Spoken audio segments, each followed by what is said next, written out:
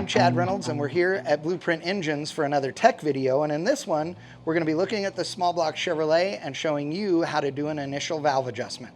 The reason that you might need to do a valve adjustment on your engine is if you had to make some repair and had to back them off or do anything like that, or if you purchased a short block and had to bolt on your cylinder heads and all of those things and install your own valve train. I'm going to show you the process they use here at Blueprint, which is super simple and anybody can do it. So to start it off, you're going to get yourself, in this case, a 5/8 socket and a ratchet, and we're going to bring the balancer, the 0 on the balancer to 0 on the pointer, and it does not matter whether it's at number 1 or number 6. We don't care where it is in the rotation. We just care that the zeros are lined up here at the timing pointer and on the balancer. This engine's on the dyno, so it's got the spark plugs in it still, which means that it's harder to turn over than yours would be if it's on the crate with no spark plugs in it. Okay, so now that we've got 0 lined up, we're going to go through the process of taking out our initial lash. So not all of the rocker arms are going to be in the right place, but that's okay. We're going to take each and every one of them, and in this case this has poly locks. We're going to show you what that means and why it matters here in a second, but we're going to finger tighten these things until there's no lash. And no lash, you can tell that by grabbing hold of the push rod and jiggling it up and down. Once you've turned this to where it doesn't jiggle, and I mean, we're talking about just touching it, you'll be able to tell. So you're going to spin this down, you're going to try and wiggle the push rod, and when the push rod quits moving up and down, you're at 0 lash.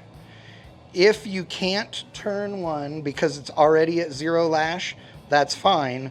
Leave it alone. You're going to tighten it up on the next one, because we're going to rotate this engine one more time. So now, on the passenger side,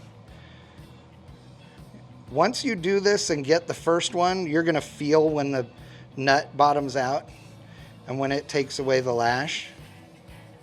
You'll feel it, and it becomes really easy.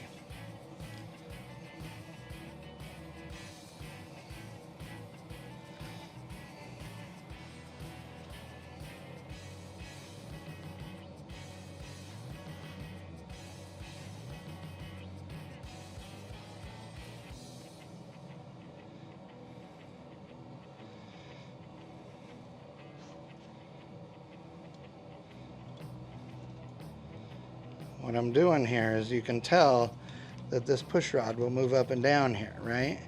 Well, once you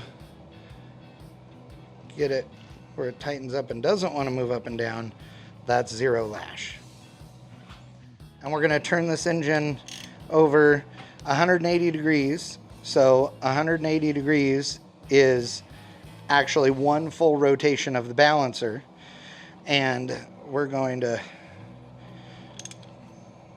turn this bad boy. And like I said, this thing is harder to turn over than it will be for you if you don't have spark plugs in it. So I'm turning it over slow so it'll release the compression as we go.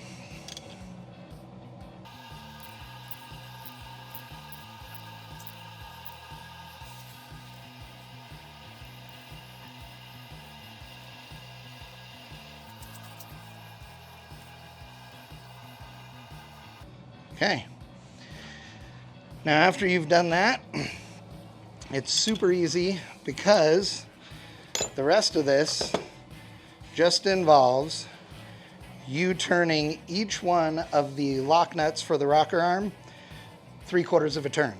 So in this case, this engine has poly locks. We'll show you why that matters here in a second, but the first process of tightening these things down the 3/4 of a turn isn't going to be any different.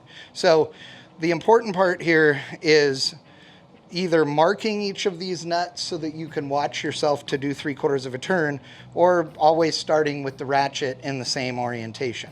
So for me, I'm going to do 3/4 turns because we have stuff in the way over here because the EGT probes and what have you. But if you were doing this, you'd be able to just do a 3/4 turn.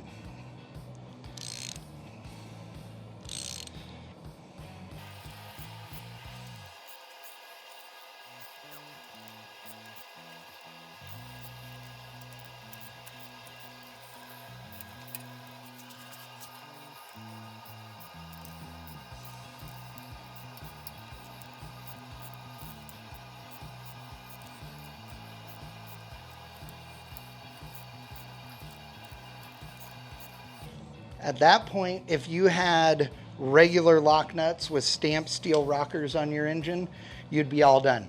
You bolt the valve covers on and just start this thing right up and it'd be good to go. Because this has poly locks, there's one more step.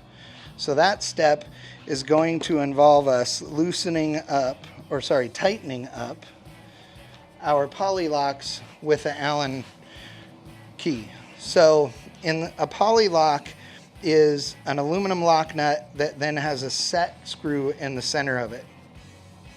And that set screw provides a positive lock once it bottoms out. So you can turn it and bottom it out, and that is your lock, as opposed to the steel lock nut that would come with your stamped steel rocker arms.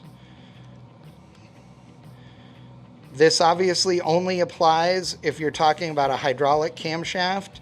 This procedure does not work for a solid camshaft, so this is hydraulic, whether it's hydraulic flat tappet or a hydraulic roller.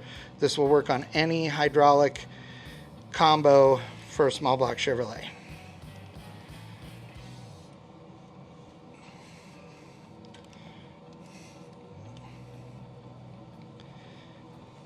And using this method is probably the fastest way to do an initial valve adjustment that I've ever seen. And it's awesome.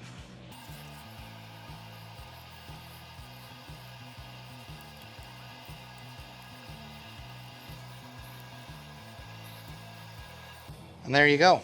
Bolt the valve covers on and you're done. Fire it up and enjoy.